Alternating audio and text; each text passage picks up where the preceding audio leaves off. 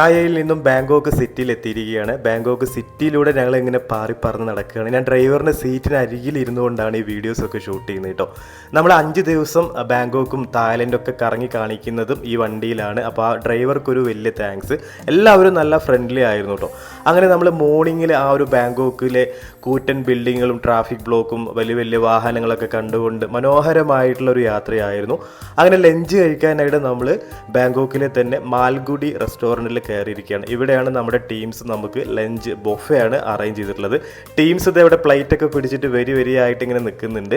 Package എടുത്ത് വരുന്ന ഒരുപാട് ഇതേപോലത്തെ ഗ്രൂപ്പുകളൊക്കെ ഇവിടെ ലഞ്ച് കഴിക്കാനായിട്ട് കയറിയിട്ടുണ്ട്. അവിടെ കയറിയപ്പോഴത്തേക്ക് ഒരുപാട് മലയാളീസൊക്കെ ഉണ്ടായിരുന്നു. അങ്ങനെ ഞാൻ ജസ്റ്റ് ഒന്ന് പുറത്തോട്ട് നോക്കിയപ്പോഴത്തേ പോകുന്ന ഒരു പോർഷെ കാറ്.